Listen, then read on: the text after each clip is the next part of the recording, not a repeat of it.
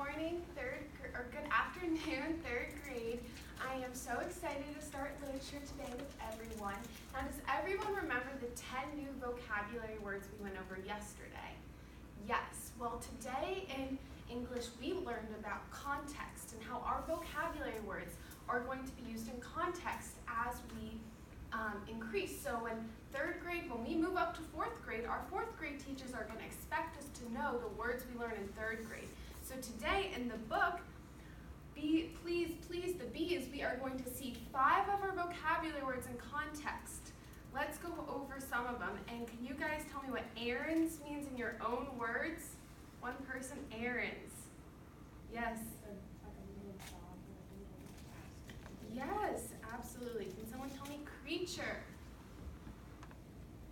Yes. Like an animal? Yes, wonderful. Can anyone tell me habit? Yes. Something you do over and over again? Yes. Can anyone tell me deliver? Gabby? To bring something to someone? Perfect. And lastly, can anyone tell me recipe? Yes. It's like how you make something. Exactly. And if you guys forget those definitions while we read them today, they are above us so we can look at those. And if we listen really well, I have something for you guys at the end. So we are going to start. Please, the Bees by Gerald Kelly. Benedict was, Benedict was a creature of habit. We already see 2 vocabulary words, creature and habit. Can anyone remind me what creature means one more time? Do you want to? Like an animal. Yes, and habit? Leah? Something you do. Good job. He liked to do the same thing every day. Every morning he woke up at the same time. Every morning he stretched, he scratched, he yawned a great yawn. Oh.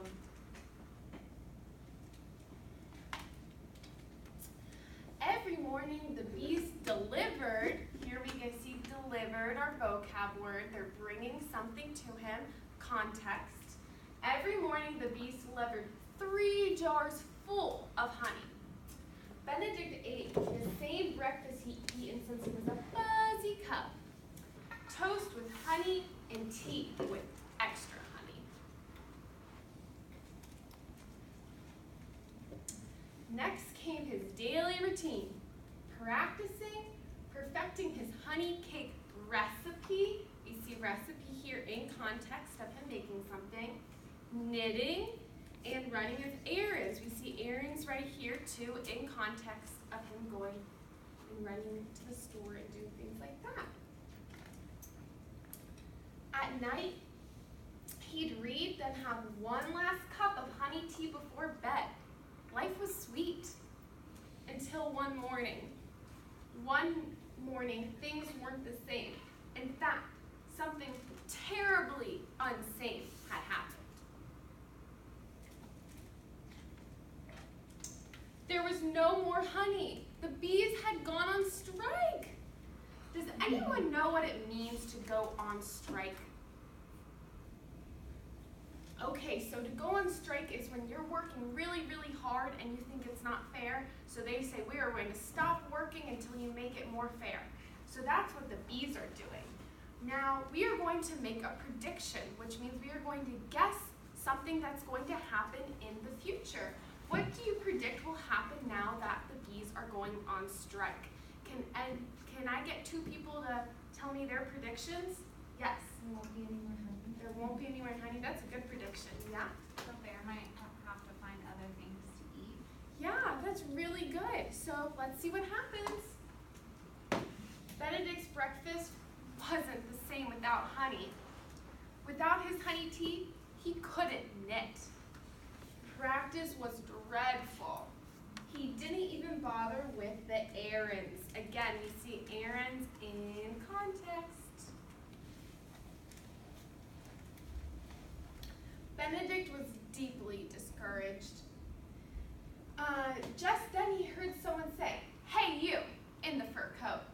It was a very small bee with a remarkably remarkably or very loud voice. We need to talk, said the bee.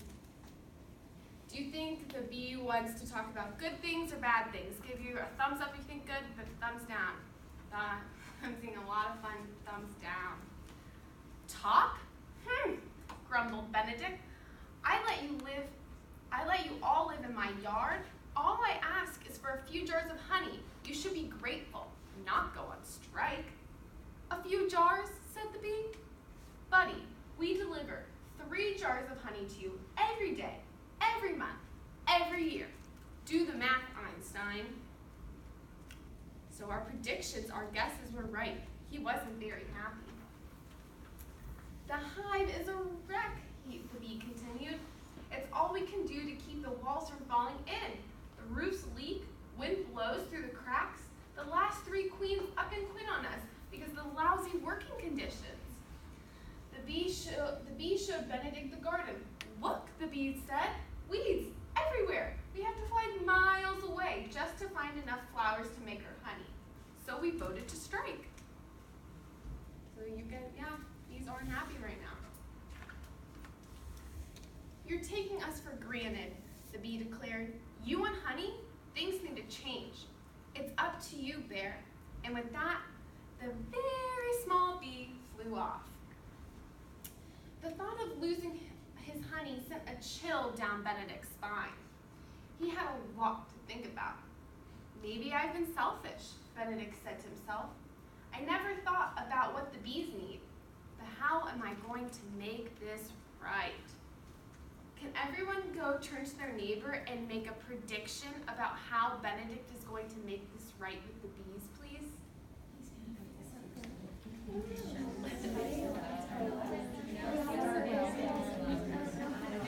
I know, very good. I heard some, class, that was very good. I heard some very great predictions. Kendall, can you share your prediction? I heard yours.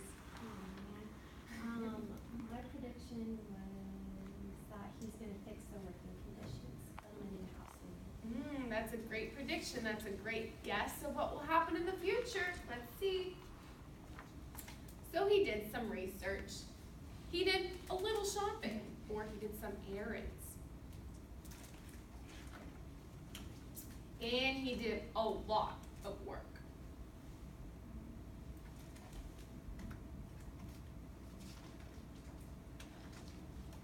Benedict even learned how to harvest honey. I suppose it's a bit rude to expect them to do it all themselves, he thought.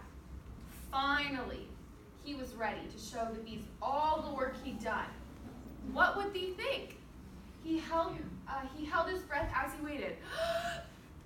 Then he heard the remarkably or very loud voice of a very small bee. Do you think the bees are going to be happy or sad? Thumbs up or thumbs down? Lots of thumbs up. 2 thumbs up, too. That's exciting. Let's see. Drop the signs, girls. Time to get back to work.